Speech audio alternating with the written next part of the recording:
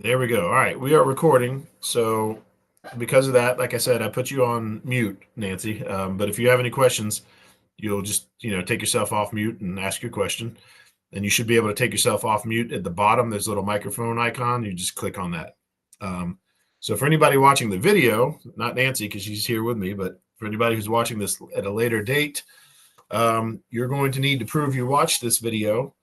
And one of the ways you're going to do that is to send attendance words. So throughout this video, I'm going to give you some attendance words. You're going to write them down. And at the end of the video, go ahead and email me those attendance words and you can get your extra credit. So the first word for attendance is heart. Like, the organ that pumps your blood. Heart, H-E-A-R-T is the first word for attendance. That out of the way, I want to go through this kind of quickly. I know Nancy's this is her valuable time and anybody watching this video. So I'm going to get this thing started and move along quickly. And then if you have any questions, you can just slow me down and let me know. Here we go. Okay, I'm sharing my screen. So the first thing we're going to look at is the syllabus. I'll show you where to find that. First thing I need to do is pull up the course, obviously. This is the wrong course. This is from last semester. Let me pull up the correct course. Actually, yeah, let me pull up the correct course. 101, 101, 108, 01. Where are we at here? There we go. 108, 01. No, that's the old one. Sorry. 200, 101. 101, 108, 01. That's us. Here we go. Finally. All right. So the reason I wanted to do it this way too is I wanted to show anybody where to find the syllabus who doesn't know how to find the syllabus. So if you go to the course, you scroll down here, yours is going to look a little bit different because I'm the professor and you're the student, but it should look largely like this. So let's take a look at the syllabus. And again, Nancy, as I go through this, I'm going to try to go through it quickly. But if you have any questions, just take yourself off mute and ask me. The reason I'm going to go through this quickly is because you guys can read, right? So your first assignment for the semester is to read the syllabus and then let me know if you have any questions. But I'm only going to hit the important stuff in the syllabus and the stuff that students have historically had an issue with. So let's jump to it. Obviously, here's the table of contents. You can go through that. My name is Vasilios Dianello, so I understand that's a very strange name. I won't be offended if you mispronounce it or misspell it. And also, you can call me whatever you want as long as it makes sense, right? So if you say, hey, Bob, that's probably not going to make sense to me. But if you say, hey, Mr. D or Professor Vasilios, whatever, as long as it makes sense, I'll know to listen for it. And that's not much of an issue anyway with this online course because most of the times we meet, well, first of all, we may never meet. But when we do meet, it'll probably be online. Anyway, so this is my phone number. This is the number that goes to my office, 304-766-3125. That number, that office phone, is forwarded to my cell phone. So if you need me in a hurry, I recommend calling me. If you send me an email, I answer emails in the order that they were received, basically. There are some exceptions to that. I've shared that information with you. I'll share it again. But if you need me in a hurry, that's the best way. Call my office. That's forwarded to my cell phone. You can call me any time of any day because when I don't want to be disturbed or when I'm going to sleep, I turn my phone off. So if it's a Thursday at 1 in the morning and you're studying and you have a question, feel free to call me. Most likely I'll be asleep and I won't answer the phone. But if I am awake, I don't feel like it's inappropriate because, I told you to do that. So again, call me any time of any day. And again, don't expect me outside of office hours, but it's worth a shot. And I'll pause. If you have any questions, let me know. All right. Obviously, you guys are very familiar with my email address because I've already sent you emails, but there it is again in the syllabus.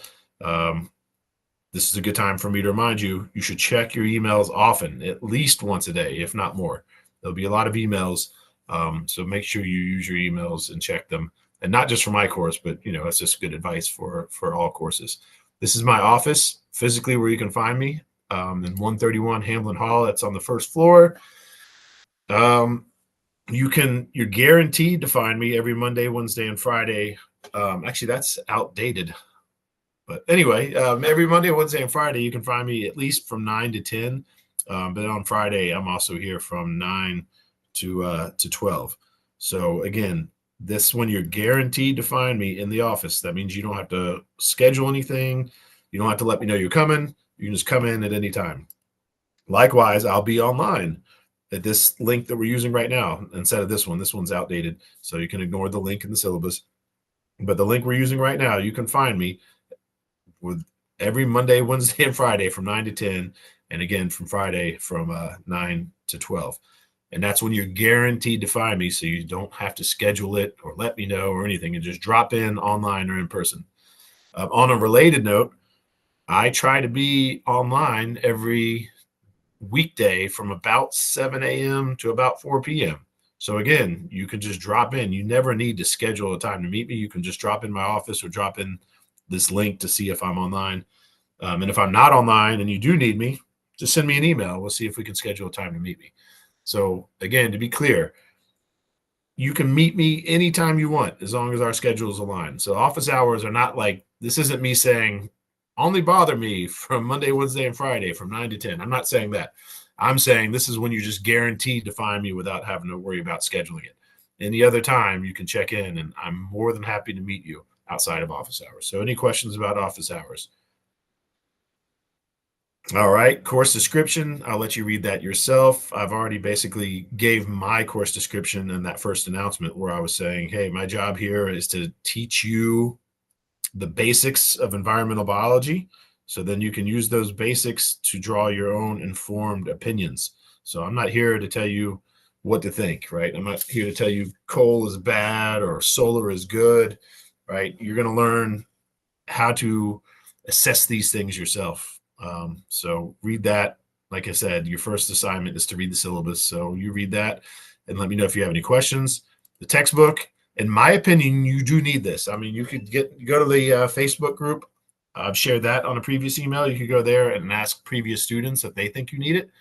I'm not trying to make money for the textbook industry. So if your previous students, if the previous students don't think you need it, then I guess you might not. I don't know. But in my opinion, you do, because I base all the quizzes and the exams off the textbook. So here it is, The Environment and You, second edition. If you just Google that, you'll find it. Please note that this is the second edition, which is not the most recent edition. So some of the information is going to be a little bit dated, but I did that on purpose because when you get an old edition, it's dirt cheap. And likewise, you can get this at the bookstore, but you don't have to, right? You can go online and get it. There's so many places you can get it. And that's all you need. As far as textbooks are concerned, it's the only thing you need to buy. Everything else will be presented or provided for you. So any questions about the textbook? All right, let's go through this very quickly. This is also pretty straightforward. The entire course is worth 1,000 points, which basically means every 100 points is a letter grade. And I'll get to that here in a second. But let's look at how these are broken down. You have a discussion every week. And they are worth 25 points a piece. So 25 points per week times 8 weeks gives us 200 points. So that's 2 entire letter grades. So it's important. In my opinion, weekly discussions in some ways are better than quizzes and tests because you're really applying the knowledge that you learn, and you have to really demonstrate that you understand the concepts in the weekly discussions. And as as I'll talk about later, you'll learn that I'm actually pretty picky with the weekly discussions. So that's why they're worth more. Yeah, I can hear you now. Did you have a question?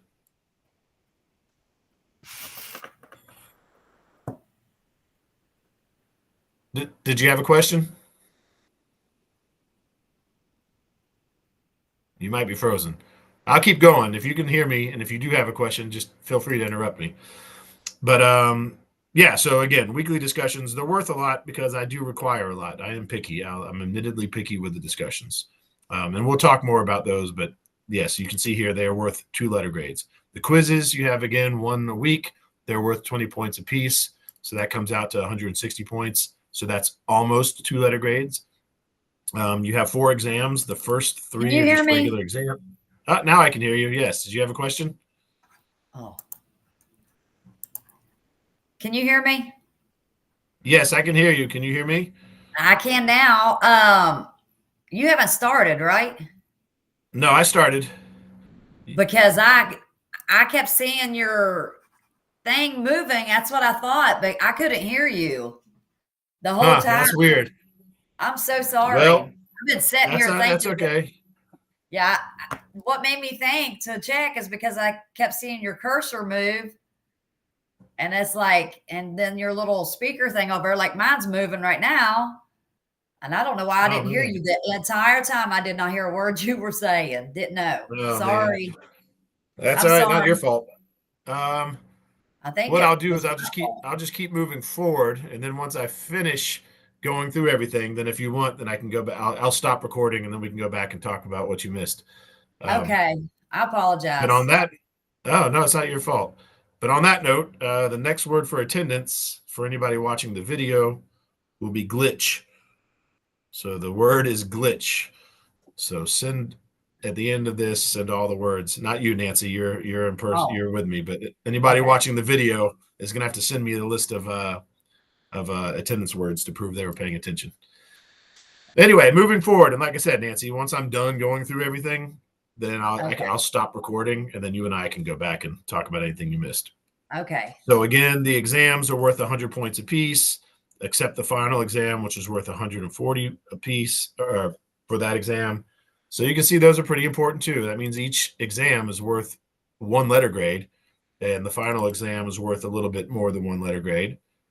And then the labs, the total lab component is worth 200 points. So that is two letter grades.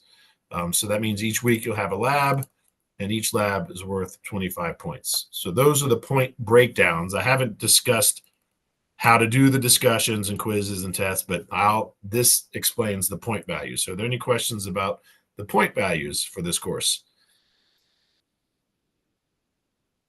All right. So this is the grading scale. It's pretty simple again because it's the entire course is worth 1,000 points. That basically every 100 points is a letter grade, right? So 900 and up is an A, 800 to 899 is a B, 700 to 799 is a C, 600 to 699 is a D, and anything below 599 is an F. And as you will read and probably already have read in the documents that I shared with you, your grade is your grade, right? So I don't bump grades up, I don't curve grades because I offer a ton of extra credit. I offer a ton of ways for you to fix your mistakes and all that. So because of that, your grade is your grade. So, just work hard, make sure you get as many points as you can. But are there any points on the grade or any questions about the grading scale? No. All right, let's talk about this really quickly. Assignment descriptions, go ahead and read about the weekly discussions. Also, read the document that I've already shared you about weekly discussions. There's not much else to say about that until later on in this video when we actually talk about the Module 1 weekly discussion. Until then, I'll just leave you with this. Make sure that you properly use your sources because that's the biggest problem I see students make because I will not grade anything if you haven't properly used a source, right? Even if you turn in something that's, crappy, pardon my language, but if you turn in like garbage, at Yeah. least if you properly used your sources, you'll get some points for it. And there's no pressure with these discussions. If you didn't get the full points with your 3 posts, just do more do more posts, right? Keep posting until you get your full 25 points. And again, as long as you properly used sources, you'll at least get some points. Now, I I will do. talk later Sorry. about how to properly use sources, but for now, I'll leave it at that. Did you have questions? That's what I was going to ask you about the discussion to make sure I'm on the right path of trying to understand how to do that with that citing. That is correct, right? How I'm going doing, like quoting out of the source. Yeah, off the top of my head, and I'll get back to it specifically once we're done Okay. talking about the syllabus and we actually talk about the module 1 discussion. But Okay. yeah, off the top of my head, you properly use your sources. Okay. Thank you. And again, I'll get into more detail about that later. But anyway, before I move on for now about weekly discussions, I will say this again. I'm going to reiterate this a lot. Before you turn anything in, if you don't mind, find some time to meet me online and let me look over your assignment before you post it. because man, grading takes me forever, especially when people don't do things correctly. My life would be so much easier if everybody just got 100%, because it's a lot easier to grade something that's perfect. So it would save me a lot of time, and it would save you a lot of time if you just meet me like 5 minutes with the most, right? Like, hey, I'm about to turn in this discussion. Can you read it over and let me know if it would get any credit or how I can improve it? Same thing with labs, or I guess that's about it. Labs and discussions. Feel free, please. You're not bothering me. You're actually helping me. I'd rather tell you how to fix it before you turn it in than have to go through that after you've done it. So anyway, I'll come back to weekly discussions, but for now, let's move forward. I'm required to have this rubric, right? So you can read this rubric if you want, but that's not really the rubric I go off of. And I'll show you the rubric I go off of. It's actually in each individual weekly discussion. So we'll come back to that as well. I will say this: the earlier you turn in your discussions, the better, because it gives you more time to fix your mistakes. Also, it gives you more of a chance for me to provide feedback. Because if you turn in, basically, I'll go ahead. That's a good reminder. If you turn anything in over the weekend, right? So next weekend, I'll grade it, obviously, but I'm probably not going to leave you any feedback, because most students wait until the weekend to turn things in, and I have a deadline.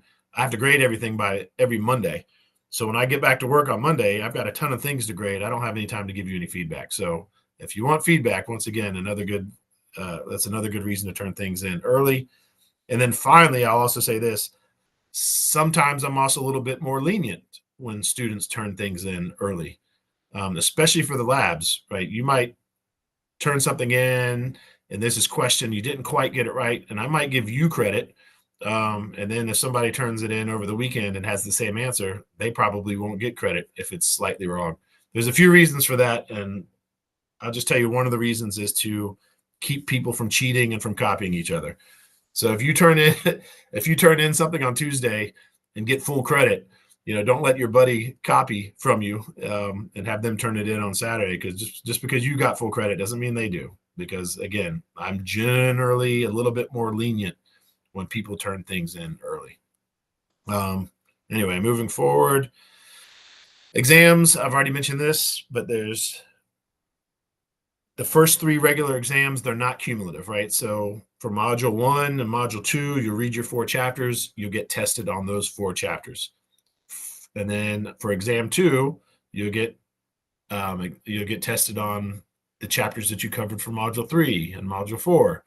Then for exam 3, you'll get tested on the chapters you covered for module 5 and module 6. And then finally, and this is where it gets slightly complicated, I guess, the final exam you'll get tested. About 50 questions will be from the chapters you learned in module 7 and module 8. And then the other 50 questions will be from the first 3 exams. So to summarize, the first 3 exams are not cumulative. You'll only be tested on the 2 modules prior to that exam. And there will be about 50 multiple choice questions for each of the regular exams. And then the final exam will be about 100 questions, half of which will be from the last 2 modules, and the other half will be from the first 3 exams. So that means your first 3 exams are your study guide for the final, which is a good time for me to remind you of this. When you're done with the exam and it's closed, then you can request to meet me online and let me give you feedback. So I can go through and look at all the questions you missed and give you the correct answer, which will help you study, right? You need the correct answer to study for the final. And not only will I give you the correct answer, but I can tell you why your answer was wrong, and all that information will help you study. It doesn't help you just to know the correct answer, but to know why it's the correct answer and why your answer was incorrect. So again, just because the test is done doesn't mean you're done with it. If you meet me online, I will give you all the correct answers and give you feedback, and I will give you at least a 5% boost to your grade. So if you had a 90, you meet me, well, you'll get 5% more points. So please take me up on that if you can. Any questions about exams? Okay. Also, sorry, I just remembered. I remember Nancy already asked me this, but I'll say it again. about a week prior to each exam, I will share a study guide with you. So you can use that study guide to help you study for the exam. And you'll also see that I'll set aside a place in the weekly discussions where you can start a study group using those study guides. And there will be extra credit for you to participate in that virtual study group, but we'll cross that bridge when we get there.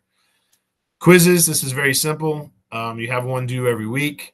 They are open book. They are not timed. You can take them as many times as you want, and your highest grade is the one that counts.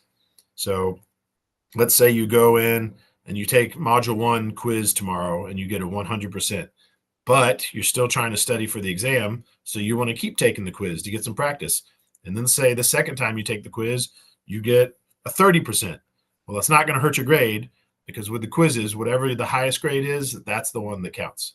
So there's no pressure with quizzes. The only pressure is to make sure you have it done by the due date, right? So again, once a week, you'll have a quiz and it's due every Sunday. So just go and take it and take it and take it. Retake it as many times as you want until you get the full credit. So any questions about quizzes? All right. Due dates. This is pretty straightforward. Actually, this is not very straightforward. So let me make sure this is very clear. As you can see in the syllabus, the official policy for due dates is that late work will not be accepted after the due date. That is the official policy. That way I can always revert back to this. Unofficially, if you missed something, go ahead and turn it in late, right? Better late than never. The only catch is I put late work at the bottom of my priority list. So if you turn in something late, I'm not going to grade it until I've graded all the new work. And then once I've caught up with my new work, then I'll go back in and start grading late work. So that's why I have this official policy, because technically there's a chance that I might not have time to grade your late work, which is why I say the earlier you turn it in, the better, because the more likely I am to grade it. This is especially true at the end of the semester, because I always have a handful of students who like to wait till the end to turn in a bunch of late work. And I can almost guarantee you, if you turn in something at the end of turn in late stuff at the end of the semester, I'm probably not going to have time to grade it, because again, so many people turn it in, at the very last minute. So any questions about due dates? All right. Laboratory, you can read all about this. You can read about the objectives. I've already talked about the points. Each lab is worth 25 points. There's 8 of them, so that's a total of 200 points. So that means the entire lab section is worth 2 letter grades. Again, just like the discussions, it's kind of the same things. Get them turned in early. The earlier, the better, because it gives you time to correct your mistakes. Also, I usually grade a little bit more leniently when you turn things in early. And definitely, if I were you, I would at least look at every lab, every assignment. I would at least look at them before Friday, because I generally try to take the weekends off. Don't feel bad. You can always try to reach me on a weekend. I don't mind, but generally you won't be able to reach me on a weekend. So if you wait until Saturday to look at your lab for the first time and you have questions, you're probably out of luck. So I recommend at least looking at those labs and at least looking at the discussions throughout the week. That way, if you need help, you're more likely to be able to reach me and get the help that you need.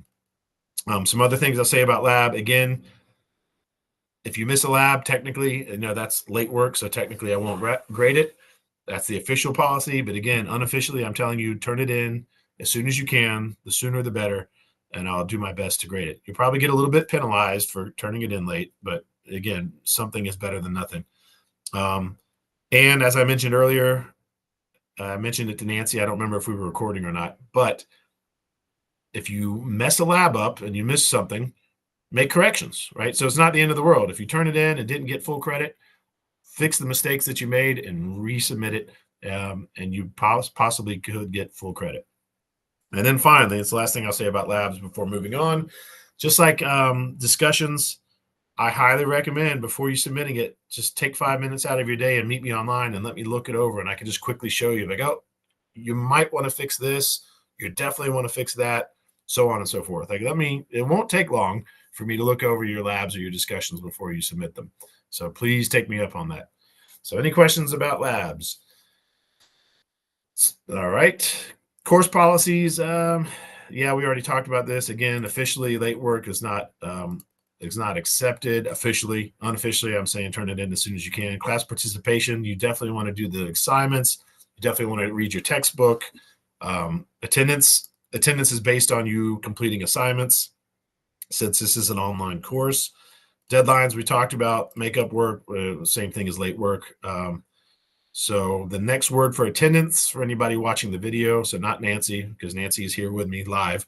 Anybody watching the video, the next word for attendance is makeup. Anyway, Nancy, do you have any questions about these course policies? No. All right. And I'll come back to this about plagiarism. Definitely I do do. not plagiarize. I do have one question, but it goes back to Yeah. the testing. Do you want me to wait? No, go ahead. Okay. So let me make sure I got this right. So like after, are you talking about like after each exam, like we can meet up with you on to schedule a meeting with you online and you'll go over it with us? Is that what you Yep. were saying? Okay. Okay. That is correct. Yep. That way you'll have all the correct answers, which you'll need to study for the final. And Okay. you'll get a 5% boost to the grade. Okay. I just wanted to make sure I was understanding that right. Thank you. Yep, you are correct. So the plagiarism thing, I'll talk about later when we talk about the module 1 discussion and I start talking a little bit more about discussions. But for now, I'll just say plagiarism is like one of the few things that'll just get you a 0 right away. No questions asked. Do not copy your classmates. Do not copy your sources. Like if you directly copy from your source, all you have to do is put a quotation mark. It's that easy. And do not use AI. Don't use AI to write your papers. Don't use AI to rewrite your papers. AI, I'll know. And AI it's a very valuable tool, but it's not good for these discussions. AI is very, very bad at using sources, which is why I'm so picky about how you use your sources. And again, I'll come back to that when we actually talk about the module 1 discussion. But so we'll leave it at that for now. Let's move forward to this. Proctored testing. I was required to put this into the syllabus. Long story short, none of these exams are required to be proctored. But if you would like to meet me online to take an exam, then that you can eliminate the time limit, right? I don't care how long it takes you to take an exam. As long as I know you're not using your exam, your book, your notes, or the internet, whatever. As long as I know you're taking a closed book exam, I don't care if it takes you 5 hours to take an exam. So again, keep that in mind. If you meet me online and I can see you and I can hear you and I can see your screen and I know you're taking a closed book exam, I can eliminate the time limit. And that doesn't have to be through working hours, right? You could just say, hey, can we meet Tuesday at 3 p.m.? And if I can pull it off, I will. And most likely it'll be like it is right now, sort of like right now with me and with Nancy and myself. I can see her. She can't see me. So this is how it would work for the exam. I would just sit here on mute and I'd go about with my camera off and I'd just go about my business, hanging out with my kids or whatever. And I would just occasionally glance at my screen and make sure whoever's taking the exam is taking a closed book exam. So any questions about proctoring? All right. Here's the course schedule. This is the tentative schedule. Actually, it's not tentative. That's pretty much what it is. So you can look at that if you want. And also, I've already shared a document with you in one of those announcements. It's a little spreadsheet. It looks like this. Where is it at? Due dates. I shared this document with you. So this is a document that I use. So it's got all my due dates. But you guys would be concerned with what is here, right? So if you look under 108, it has all your due dates. And when I get a chance, I'm going to go in and make those links. Like I've done it for 101 already. So not only will you be able to see, oh, my first discussion is due on Wednesday, January 15th. Not only will you be able to see that, but like you can, if you were 101, you could click on it and it would bring you to it. So that will be updated as soon as I can. But yeah, use that document if you want. Anyway, any questions about the course schedule? Sweet. Let's move right along then. Now let's get into the meat and potatoes of module 1, at least the assignments. Here we go. Module 1. So this is a list of your reading assignments. It's pretty straightforward. Basically, you need to read the first 2 chapters of the textbook. These presentations are basically PDF versions of my PowerPoints. So it's like the information that was in the textbook that's basically been distilled down as if it were a lecture. So you don't have to read these 2 things if you don't want, but you can. The important thing is you definitely read the first 2 chapters for module 1. There's also some supplemental resources. You can look at those if you want. None of these are required. Nothing is necessarily even going to help you. Well, I won't say that, but let me put it this way. Some of this would help you, but it will not hurt you to not look at any of this, if that makes any sense. So there's no information in this internet resources that you wouldn't get from your textbook, right? So a lot of this is just kind of re-explaining some of the stuff that's in the textbook in a different way. Now here we go. The more important part, discussions. This is the part that students mess up the most. So I'm going to slow down and make sure you guys understand this. Let's talk about discussions. First of all, before you even start, you need to acknowledge this discussion requirements. Students, when writing your discussion posts, and whether it be the initial post or the replies, you must properly use sources before they can be graded. In short, what that means is you need at least one non-textbook source for each post. So whatever you write, you need to get some information from at least one source, right? You need at least one. Every fact in your post has to have a source. One student's been already having a hard time with that, but I don't say that in any kind of judgmental way, because it's the first week and that student got started last week. So good on them for getting started. But anyway, if your post has a fact in it that it's not included and you don't have a source for it, you're going to get a 0. Again, a lot of this has to do with AI, because AI is really bad about using sources. So even if you tell AI, hey, write a paper about this and include your sources, AI almost always screws it up. So once again, you're not allowed to use AI, but I will say this: if for some reason you decide to, what you're going to need to do is be really, really careful. It's a lot more work to use AI, because here's what you need to do if you use AI. You look at that post that AI wrote for you, and then you have to look at every single fact that it provided and make sure it matches the source, because it's going to screw it up. And then you'll get a big goose egg. You'll get a 0, right? So in my opinion, it's just easier to write it yourself, right? Write your post, find some facts from the source and include your source, right? It's pretty simple, as long as you don't try to use AI. AI will actually make your life harder in this situation. Each source that you provide has to have a working link. So you can't just say, according to the CDC, no, that's not going to work, right? I'm going to need a link that brings me to that specific website with that information.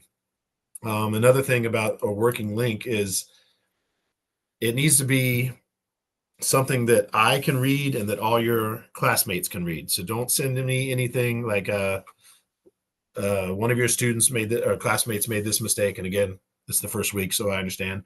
They posted something from, I think it was the Charleston Gazette, but you have to be subscribed to be able to read it. So don't send anything that people need to pay to read. And on a similar note, you don't want to use books unless you're very specific. Like if it's an online book, you can say, all right, in chapter 5, page 326, on the 3rd paragraph, right? If you're specific, that'll work. But you can't just say in this book, because I don't have time to go and find your source. If you just say in this book, right? You need to direct me to the right source. Likewise, and I think this is the last thing I'll say about this, videos are the same, right? I don't want you to use videos or podcasts, because I can't watch an entire video or listen to an entire podcast.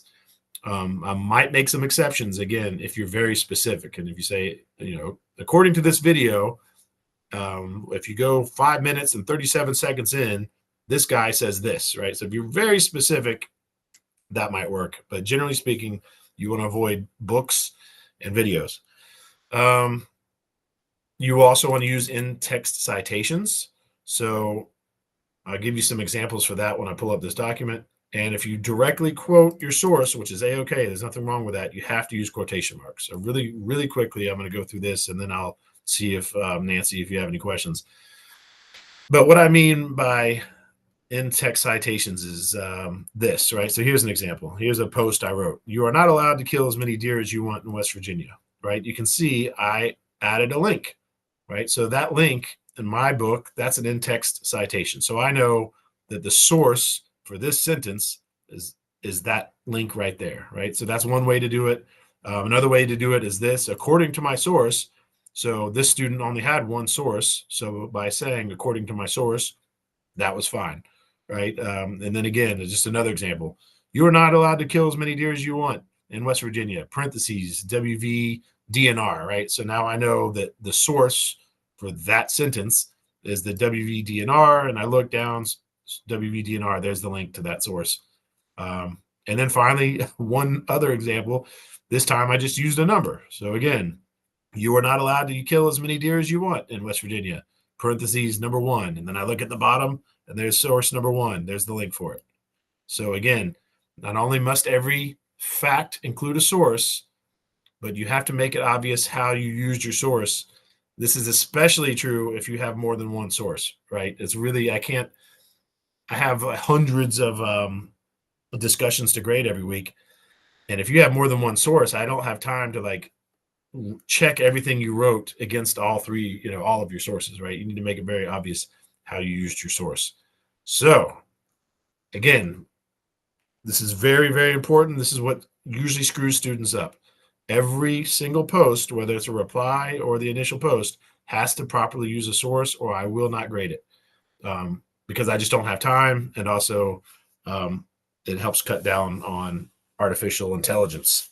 So now that I've discussed that, Nancy, do you have any questions about how to use sources?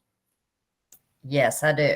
On that very Good. first one, on the very first one there that you have as you are not allowed with the blue link, how did you do that?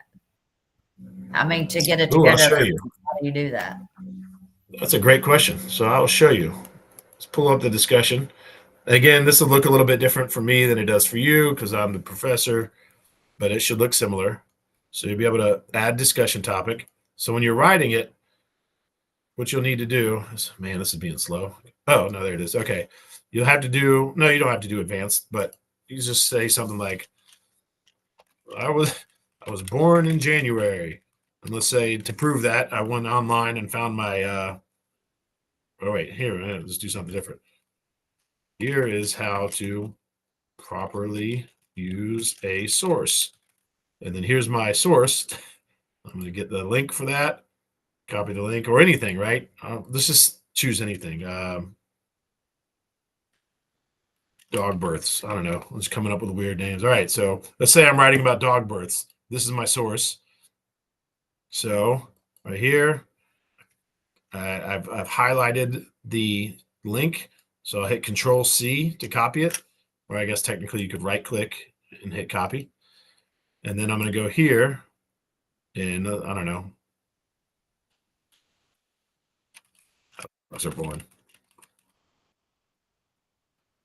according to my source. They first, and I'm not going to get into it, but let's see, my source. Highlight the words that I want to have a link. I hit the link button. I paste it. So Control V or right click, paste, right? Same thing. And it helps, but you don't have to, but I always like to click open in a new window and then that's it. Hit create link and then boom, there it is. That's good Does that to make know. sense? Yeah. Okay, Thanks good. for Yeah. sharing that. That actually helps me too. Like I'm already so picky and there's so many instructions. I don't want to overwhelm the students, but if I could, I would make that the way to do it. I would make that the rule because that makes things a lot quicker and easier for me. But again, I already have so many requirements. I'm not going to do any more, but yeah, that is the way I prefer for anybody who's wondering. Do you have any other questions about how to properly use a source? No. Okay. Now, again, I just want to reiterate here. I've been doing this for a long time, and this is what screws students up the most is they don't properly use sources. And that's the only thing you can't really recover from. If you don't properly use a source, that post is going to get a 0. Anything else, no matter how bad it is, you'll at least get some points. So make sure you use your sources properly. And again, it wouldn't hurt to just meet me for 5 minutes and let me look over your post before you submit it. That being said, now we can actually discuss talk about the module 1 discussion, right? So this part's always going to be the same, no matter what module discussion you look at. It's always going to start with these specifications, which basically say you have to post 3 times, which is at least 3 times. 1 initial post that's due by Wednesday, right? Before the end of Wednesday. And then 2 replies by Sunday. Are there any questions about the due dates? Okay. And again, the earlier the better, but this is the minimum, right? Your initial post has to be by Wednesday, and your minimum of 2 replies need to be before Sunday. Then after that, this is the part where for every module, it'll say prompt. And then this is the part you need to read and understand. So the purpose of this week's discussion, and I think it's down here, here it is. The purpose of this discussion is to demonstrate that you understand the different ethical points of view. So yes, as you read this, it says, hey, should we continue to use coal to produce electricity? So you're going to have an opinion, whether you think we should or we shouldn't. It doesn't matter to me. And then you're going to defend that position, but you're going to do so from a particular ethical point of view. So for your initial post, you need to defend it from a virtue ethics, consequence-based ethics, utilitarianism, or duty-based ethics. If you have your textbook, that's on page 38. If you don't, you can look it up on the internet. If you do look it up on the internet, make sure you use that as your source, because if your definition is slightly different than what's in the textbook, you're going to lose points unless you have a source that says, yes, this is, according to this source, this is the definition of duty-based ethics. And speaking of which, when you do your post, make sure you define it. So you could say something like, I think we should continue to use coal to produce electricity based on duty-based ethics, which is defined as blah, blah, blah, blah, blah. And then once you have your definition, then just write a little bit to demonstrate that you understand, right? So for duty-based ethics, I'll go ahead and tell you, it's based on whether it's legal or not. So if you support using coal because it's legal, then that's all you have to write about, right? Tell me what duty-based ethics is, provide me the definition, and then write a little bit that shows, yes, it is legal to produce coal. Therefore, it is not bad to do it. It is not morally bad, right? Or whatever your argument may be. Again, the point here is coal in this chapter, in this module, coal is not important. We talk about coal later in the semester. I'm only using coal as an example because a lot of us live in West Virginia, so we're familiar with it. This question could be anything. It could say, should we continue to hunt deer, right? Or should we continue to produce electric vehicles? Whatever. The point here is, again, the point of this discussion is to demonstrate that you understand these ethical points of view. So make sure, again, you tell me which ethical point of view you're using, you define it, and then you write enough to show me that you understand what that definition means.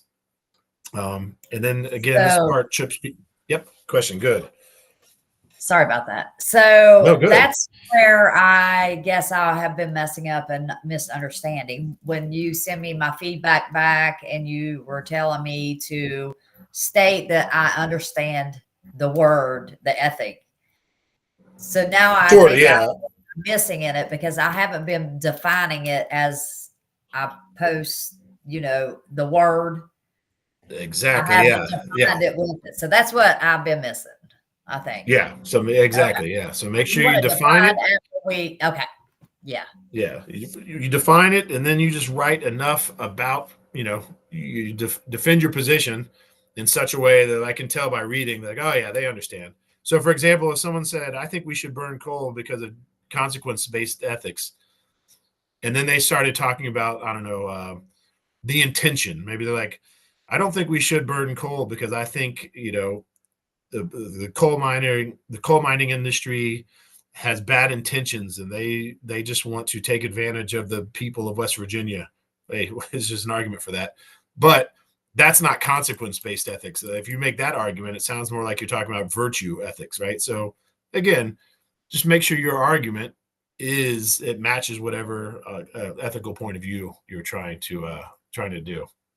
And then this part confuses students too. When you do your response, you're not going to use this. You're not going to use virtue ethics, consequence-based ethics, or utilitarianism. You're going to choose from one of these: anthropocentric ethics, biocentric ethics, or ecocentric ethics, right? So when you reply, those are the ones. But other than that, it's the same, right? So you'll define your ethical point of view, and then you'll write a little bit that shows that you understand that ethical point of view. So for example, if you choose anthropocentric ethics, and you say you don't support burning coal because it's bad for the health of coal miners, and according to anthropocentric ethics, it's what's bad. It's all about humans, right? So you can make that argument. But if you said according to anthropocentric ethics, you don't support burning coal because it's bad for the ecosystems, then you'd get it wrong, right? Because anthropocentric ethics is all about humans, not ecosystems. So again, define your ethical point of view and write enough that demonstrates that you understand those ethical points of view. And I got an email earlier, which is a great question. It's a good time for me to say this for you guys. There is no minimum words, right? So don't feel like you need to write and write and write. To me, short and sweet is good because I have a lot to grade. So I recommend kind of going towards keeping it short and sweet as opposed to writing a lot. Because here's what will happen. If you write it short and sweet and I still need something from you, then I will reply and say, hey, can you, I'll leave a comment and say, hey, can you reply with this or that?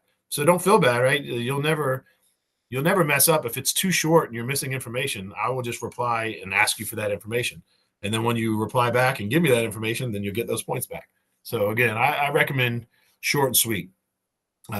Just put yourself in my shoes, at least talking about module 1, put yourself in my shoes and think to yourself, did you write enough to demonstrate that you understand that different ethical point of view? As far as grading is concerned, that's the most important. And of course, I'll reiterate this. I won't grade anything unless you properly use a source. Anyway, there's another video I made. You can watch that. It gives some more backgrounds on what to write for module 1. Here's another thing I want to point out, and this is going to be the same for each module. This is the grading rubric that I think you should concern yourself with, not the other one that I showed you earlier in the syllabus. This tells you what you need for your original posts. This tells you what you need for your responses. This will tell, it really breaks it down. This is how you lose points, right? You lose points for errors. You lose points for using emotion rather than logic. You can click on that link if you want an explanation of that. If you don't answer the question, you lose 5 points. If you don't tell me which ethical point of view you used, you lose 5 points. If you picked an ethical point of view from the wrong list, because remember the reply is different than the initial, you'll lose a point. If you didn't define your ethical point of view, you lose 2 points, so on and so forth. So for whatever module, you can always go down here, and this tells you exactly how you will lose points. So just follow that, right? Read the prompt, and then base your posts off of these rubrics because it tells you exactly how you're going to lose points. And once again, I'll remind you or beg you, if you can, take 5 minutes out of your day, meet me online, let me look over your discussion before you post it so I can go ahead and just give you verbal feedback and you can just fix it. Yeah, and that's it for that. I will point this out too. At the end of every module, at the bottom, I should say, not the end, for each discussion, there's this extra credit. Because I want feedback, right? I want to know how I can make things better. So if you want to tell me how I can make this discussion prompt better, it would be better if you explain this more, or if you shorten this, whatever it may be, right? You can give me feedback on the prompt that I used, or you can give me some ideas on a completely different discussion. And Nancy, you did that too. And I don't know if my feedback made sense, but each module discussion, okay, good. So each module discussion should reflect information from that module. So that's why I loved your example. It wouldn't be good for module 1 because you were focused in on coal, but coal technically isn't the focus, right? I chose ethical points of view, right? So another idea for a discussion should address different ethical points of view or anything else from module 1. As long as it's from module 1 and you come up with an idea for discussion, then you'll get extra credit for that. Well, and you got extra credit too, but the more useful your feedback is, the more points of extra credit you'll get. Yeah, so that's it for the discussion, for module 1 discussion. Do you have any questions about the module 1 discussion? No, I think I've understood more now that we're doing this online to get the breakdown of how you grade it and how you wanted us to define. Like it says on there, of course, but I guess you breaking it down and telling me has helped me to understand the rubric of yours there that's showing on the screen better than what I was gathering from it. So Good. Yeah. And that's why I'm holding these weekly discussions. I'm hoping that'll help clarify things. All right. So then let's quickly look at the lab. And this one's a lot more straightforward. Well, maybe not this week. Since it's the first week, I've got a little bit more to talk about than usual, but let's jump into it. The next word for attendance for anybody watching the video is going to be lab 1. Lab 1 is the next word for attendance. Anyway, for every lab, this is how they're going to work. You're going to have to use a Google document to be able to do it. So you'll come over here. You can read all this if you want. All this information will be the same for every lab. So feel free to skip it after you've read it once. But click this link. It'll bring up the document. This is the master document. So you cannot use the master document. You have to make yourself a copy, which I'm about to show you how to do. But if you ever forget how to do it, at the top of each document, there's instructions that show you how to do what I'm about to show you. So it's all right here. Anyway, go to File, make a copy. If it gives you the option, you're going to want to copy the comments and suggestions, right? If it gives you the option. Because if you don't do that, it's not going to hurt you necessarily, but it definitely will help you if you do copy the comments and suggestions. And I'll explain that when we get to it. But yeah, if you can do that, and then name it whatever you want. Copy of graphic, my copy of, whatever. Name it whatever you want. And then once you do that, then that is your copy. And then you can fill out this document because it's yours to do with what you want. Speaking of which, if the font is too big or too small or not spaced out enough or whatever it may be, this is your document once you make yourself a copy. So if you need to, like, that's too small, I can't read that, I'm going to make it bigger. Do what you need to do. But anyway, so yeah, that's how you're going to make yourself a copy. Then what you'll do is you'll follow the directions on the lab. This is generic. This is information for all labs. You'll go through the information. You fill out, you'll answer all the questions. You'll probably fill out a table for most of them. You're going to make a graph for most of them. And then once you're done with everything and you're ready to turn it in, you go to File, Download. You're going to want to download it as a PDF. And then once you're done, once that's on your hard drive, then you can upload it here. Of course, I don't have the ability to upload because I'm a professor, not a student, but somewhere around here, you should see a submit button. And that's all you have to do. And I'll tell you this, just in case anybody's curious, one of the reasons I have you guys do this on Google Docs as opposed to like Microsoft Word or whatever, is because it's always here, right? So if your computer explodes after you started a lab, you haven't lost your work. All you have to do is sign on to Google, right? Sign into your WVSU email account so you're into Google. And then you can go over here and go to your Google Drive, and then you can find it, right? So you can find all the documents you work on can be found in your Google Drive. So that's one of the reasons I do that. Anyway, that's the generic information that is applicable to all labs. So are there any questions about that before I specifically talk about this first lab? All right. No. So this first lab, sorry, did you have a question? I was just answering you. Oh, okay, perfect. So yeah, this lab, right, it's really about graphing and hypothesis testing. This lab is meant to introduce you to the scientific method. It just so happens that you're going to do that by doing a goldfish experiment. But just to be very clear, goldfish, not important. The respiration rate of goldfish, not important at all. Has nothing to do with environmental biology. It's just an excuse to get you to do some sort of experiment because I'm trying to get you involved in experiments. So that's what you're going to need to do. That's why we're doing this. So don't focus too much on the goldfish thing. It's just the excuse that we're using to do an experiment. Sort of like coal is not important for module 1. That's just what we happen to talk about. Same with this. Anyway, I already have videos of this lab, so I'm not going to spend too much time on it. You'll need to go through this. You're going to read it, and you read all the information about observations and hypotheses and predictions. I will point this out because I'd say as far as this lab is concerned, this is the most important thing. The scientific method is basically about answering questions, right? So after you observe something, you come up with a question. And then a hypothesis is like it's an answer to that question. an answer that you can test, right? So in this question, I've already made a video about it, so I don't want to waste too much time. But yes, the hypothesis is an answer to a question, a tentative answer that you can test it, you can falsify it. And then here's where people get confused for some reason. A prediction is based on a hypothesis. So a prediction is basically an if-then statement that describes how you're going to test your hypothesis, right? So if I hypothesize that my daughter gets bad sleep when we have pork chops for dinner, that's my hypothesis. My child doesn't sleep well when we have pork chops for dinner.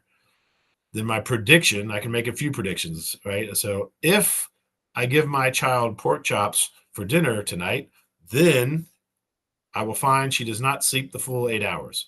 That's one prediction. Or then I could say, if I don't give my daughter pork chops for dinner tonight, then I will find she will sleep the full 8 hours. I hope that makes sense. So prediction, it's just a way of you putting in words how you're going to test your hypothesis. And it's always an if-then statement that explains how you're going to test your hypothesis. Do you have any questions about that? No. All right. And this other stuff, again, just read it on your own. I'm not going to waste your time, Nancy, or anybody watching this video, because you can read this yourself. But after reading all this, after reading, any of this, let me know if you have a question. I recommend, again, if you have time, like, my office hours. If you want to, you could just log in during my office hours and just do the, work on your lab with me, you online, me online, us not even talking to each other. But then if you do need it, like, oh, shoot, what exactly does it mean for prediction 2? And then you could take yourself off mute. It's like, hey, Professor D, can you explain what this part means, right? I recommend that. You don't have to, but I'm here to help you. You don't have to do these labs alone. I will address this because I think, Nancy, you may have had a question about this. Somebody did. A lot of these labs have little extra credit built in. So this one does. So again, you're going to read these predictions. And then this question says, hey, which of these 3 predictions is the best and why? And you just answer it in this box. And those points will be added to your total grade once you upload the lab. Anyway, here's where it all really starts. So make sure you answer. This is the first question, the hypothesis, right? So you have to choose a hypothesis. Basically, you're going to be exposing goldfish to different temperatures, and you're going to count how many breaths they take. So the question is, do you think that as the temperature goes up, so does the breath rate? Do you think as the temperature goes up, the breath rate will go down? Or do you think there'll be no change, right? As the temperature increases, the breath rate stays the same, right? So either one of those, you're not going to miss it, right? You'll not get this question wrong as long as you just guess one. It doesn't matter if your hypothesis is correct or not. You just have to have a hypothesis. Then the second one, then you need a prediction that's based on your hypothesis. And again, you can't get it wrong unless your prediction doesn't match your hypothesis. Make sure that makes sense. You good there, Nancy? Okay. Yes. I'll just assume. Okay. Yeah. All right. So anyway, you formulate your hypothesis, you come up with a prediction, then you're going to go to this website. And again, this is already recorded as a video embedded into the lab worksheet, but it's pretty straightforward. You're going to record the temperature, and then you're going to count the number of breaths, right? So this is, I don't know, let's call that about 20 degrees Celsius, right? So you go over here under your fish, 20 degrees Celsius, that would be right here, right? So then you go over here, you ignore all the ads. Come on. Sorry, my computer is slow. Come on. Well, that doesn't seem to be working. Anyway, there we go. So there we go. All right. So 20 degrees, you've got the fish there. You can see that's how many times is right. So it's that you're counting 1, 2, 3, 4, 5, right? That's what you're counting. And you're going to want to wait until the stopwatch gets to a certain point and then wait 30 seconds. So like right there, right? And then you start counting until it's been the full 30 seconds. Or I don't care. You can use a stopwatch on your phone. It doesn't matter. The point is for 30 seconds, you count how many times it breathes. And then you go in here and you put it. Let's say it breathed 5 times, which we know is not true, but that's where you would put it, right? And then you go, once you've done that for 30 seconds, you go to the next page. Then you're going to see, all right, that's about, I don't know, 12 degrees Celsius, right? So you're going to go over here, right here, about 12 degrees. You're going to count how many times it takes a breath. You're going to put it in there. Then you're going to go to the next temperature. And then say that's about, I don't know, let's call that 5 degrees Celsius, right? So you go over here, so 10 or below. You count how many times it breathes every, per 30 seconds. You put it into the table. Then you go to the next temperature. Let's call that, I don't know, 25 degrees, right? So then we're up here for 25 degrees, right? Count how many times it breathes in 30 seconds. You put that number in here. And then finally, you get to the last one. Notice, by the way, that these aren't in order. And let's call that 30 degrees Celsius, right? So you're going to go over here and put the number of breaths per 30 seconds in the 30 degrees Celsius. And at that point, you'll have all this filled out. And of course, again, too, sorry, I didn't mention this, you're going to want to put the thermometer reading. So that part should be pretty straightforward. Do you have any questions about that? No, I watched your video on your past doing this already. Yeah, sorry. So I'll try to go quicker because I'm probably just wasting your time. You've already seen all this. But yes, so this information for these two columns is going to come from your experiment. Now, when you're done, right, so you hit next page again. Now you're done. So now we have these two students had their own goldfish. So you're going to take this data that they provided, and you're going to put that right here. Pretty simple stuff. Then the rest of the data has already been provided for you. So you don't need to do anything there, right? So then you're going to take an average, right? So you'll take an average of the number of breaths that you had, the number of breaths that those two students had, and all these, and you take an average. And you can see here on the side, it gives you information on how to take an average, how to calculate an average. I mean, so I'm not going to explain that because it's right there. And if you need my help, let me know, and I'll help you some other time. But yeah, that's all you have to do. I will point this out though, because a lot of people miss this too. Later, it asks you for a screenshot. Actually, I should probably change that so it makes it a little bit more obvious. But yes, right here, it says I needed a screenshot of the end of the website, right? The last part. So this is what I need a screenshot of.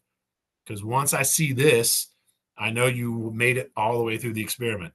Make sure your screenshot includes right here, like you can see, right, the time and date. That way I know it's your screenshot. You just didn't get it from a buddy.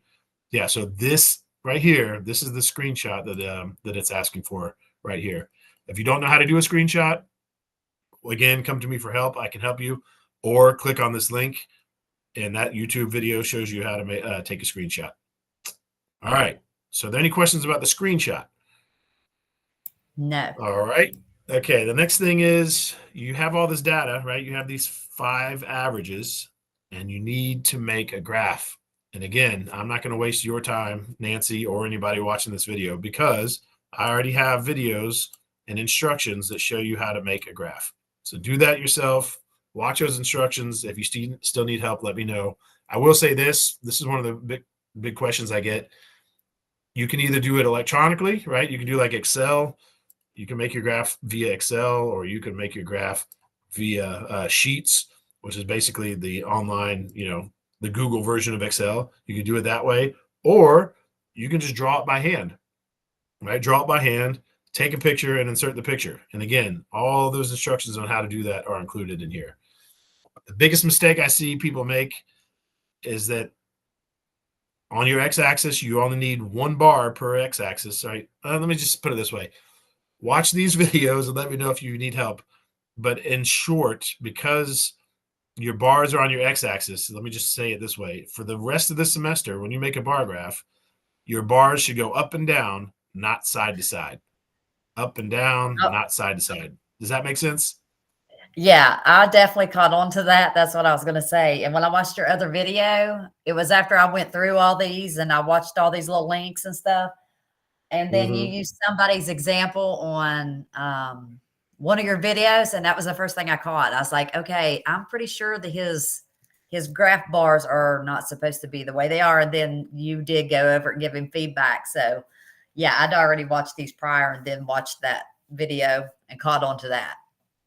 And Perfect. then I remember it saying that they need to be, up and down.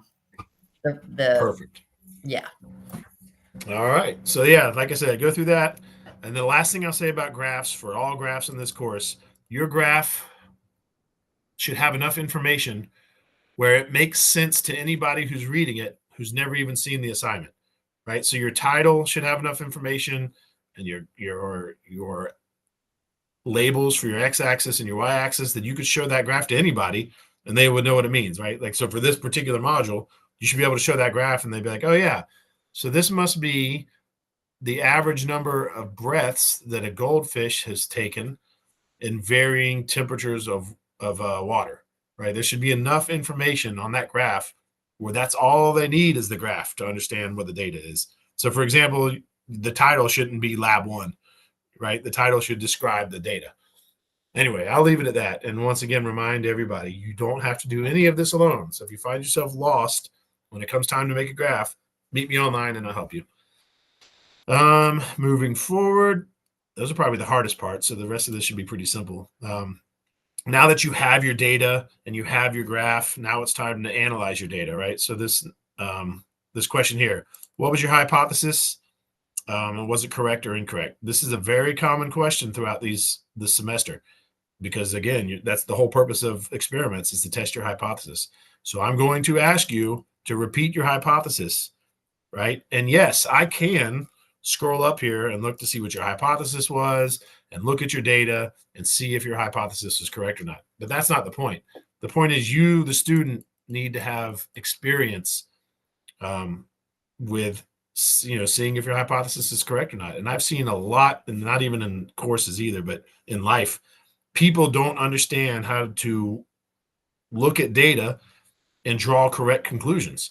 So this is a very basic but very important skill that you're going to need as a college educated citizen, right? You should be able to look at information and decipher things, right? In this particular case, look at this data and see if your hypothesis was correct or not. So for that reason, that is why I have you repeat your hypothesis. And that is why I have you tell me if it was correct or incorrect. Yes, I can do it myself, but I want to make sure that you can do it.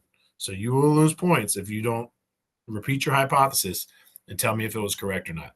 And then again, this seems repetitive, but then also tell me, did the respiration rate increase, decrease, or stay the same? Yes, I can look back and see it myself, but I want to know that you can do it. Anyway, moving forward, was your fish similar to the other fish's data? Yes, it was, or no, it wasn't, right? You're not going to lose points as long as you're correct. Like if your numbers looked like these numbers here, then your answer should be yes. If your numbers were not like these numbers right here, then your answer should be no, right? It doesn't matter if your numbers were different, you're not going to lose points for that. Just be able to recognize if they were the similar or if they were different. Other than doing this experiment in real life, as opposed to virtually, how can this experiment be improved? So what I'm asking here is pretend like you actually did this experiment. Pretend like you physically have these goldfish and you physically did all these experiments, and 4 other groups of students also physically did this experiment. What I want you to do is use your imagination and figure out how could this be improved. And I'll give you one example, and now you can't use it because I'm using it as an example. One way this could be improved is, what if we had fish and we added another category? What if we did fish above 31 degrees Celsius, right? That would give us more data. The more data is useful, right? So there's an idea. You can't use it now because I used it, but that's a way that this experiment could be improved. Anyway, so just think about that. Don't overthink it. You probably won't lose points as long as it makes a little bit of sense. You should be okay. This one, why do we take an average, right? Why not just do your fish, right? Why did we have to do this second fish and then take all this other data and have an average? That's all that's asking. Even if you think you know the answer, look it up, include your source. And then I want your opinion on this.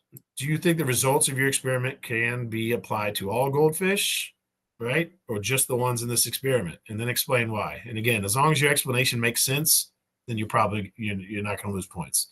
And then we'll take that another step. Can this be applied to all fish or just goldfish? And then again, add your explanation. As long as your explanation makes sense, you should be okay. Also, this is a common theme you'll see throughout these quizzes, or excuse me, labs.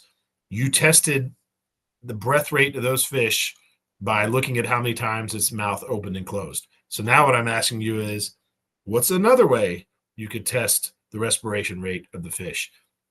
And again, this will be a common theme throughout the semester. You'll do an experiment, and then I'll say, hey, what's another way you could have collected the same data? And again, as long as it makes sense, you should be fine. You probably won't lose any points. There is no real correct answer as long as it makes sense. And this is another common theme. Forget the experiment that you just completed. We are now done with that experiment. Focus on a new question. All right. Does the respiration rate of goldfish increase as they are exposed to increasingly louder noises? So then provide a hypothesis for that question, and then provide a prediction for that question. So it's the same thing you did up here, right? A hypothesis and then a prediction, except it's based on a new question. And that's it for what's required. Then make sure you type your name in here, which certifies you did your own work and you didn't copy from anybody. And I do not copy. There's no need to cheat. Don't use AI. Don't copy. Just do it yourself. Come to me if you need help. Like I said earlier, if you screw this up and you turn it in and get a really bad grade, that's okay. Just fix your mistakes, right? There's no need to cheat because your grade is not set in stone, right? You can fix your grade. You can make corrections. You can come back to me for feedback and get that 5% boost. And then finally, I'm not going to talk too much about this, but at the end of every lab, I do ask for feedback, right? Like, hey, how can this be improved? So read that over. Let me know if you have any questions. And I think that's it. I don't think I have anything else to say about Module 1 or the syllabus. Well, it was an hour and 14 minutes. So these meetings are supposed to be about 5 points of extra credit. But since it went, and I shoot for about an hour, but since it went longer, I'm going to give a little bit more extra credit. I don't know how much yet. But anyway, speaking of extra credit, the last word for attendance will be marker, like something you draw with, a marker. So again, not Nancy, but if you are watching this video and you want to claim your extra credit, now's the time. Send me an email with all of those letters, all those attendance words, plus one additional thing. Come up with one question.